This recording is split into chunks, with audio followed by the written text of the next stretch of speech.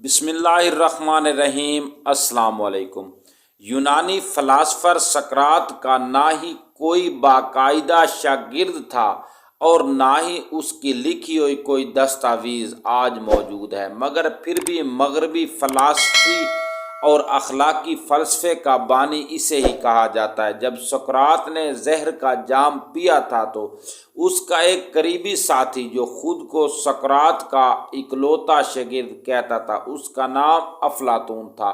اس نے جب دیکھا کہ اس وقت کے سب سے بڑے فلسفی اور دانشور کو سینکڑوں مصنفوں نے سزائے موت کا حکم دیا ہے تو افلاطون نے سوچا مجھے اپنے مربی اور اپنے استاد کے کام کو رائے گاں ہونے سے بچانا ہے۔ اس نے ایتھنز یونان کی آبادیوں سے دور جنگل میں ایک سکول قائم کیا جہاں فلسفے کے پیاسے طالب علم اور علمی و فکری پیاس بجھانے آتے اور افلاطون کی زبان سے سقراط کے فلسفے کو سنتے اور سیکھتے۔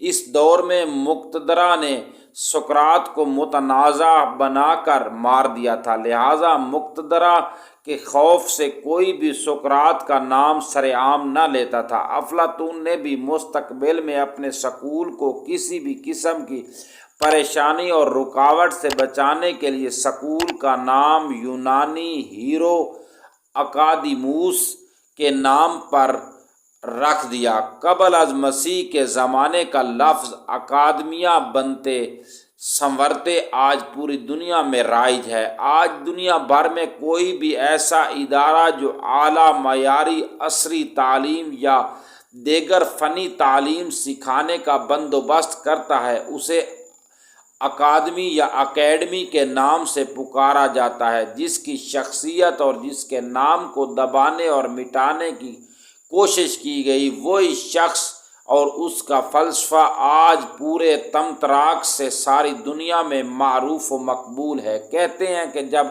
سقراط کو سزائے موت سنا کر جیل میں بند کر دیا گیا تو رات کو اس کے کچھ دوست ملنے کے لیے آئے اور کہنے لگے کہ انہوں نے جیل کے داروغہ کو رشوت دے کر راضی کر لیا ہے، وہ جیل کا دروازہ کھولے دے گا، آؤ نکل چلتے ہیں۔ تو فلسفہ کے پہلے شہید نے صاف انکار کر دیا کہ اس طرح بھاگ کر وہ تاریخ میں اپنا نام برے الفاظ میں درج نہیں کروانا چاہتا، چنانچہ زہر کا پیالہ پی کر اپنی جان آفرین کے سپرد کر دی اور تاریخ میں اپنا نام سنہری حروف سے درج کروانا میں کامیاب ہو گئے۔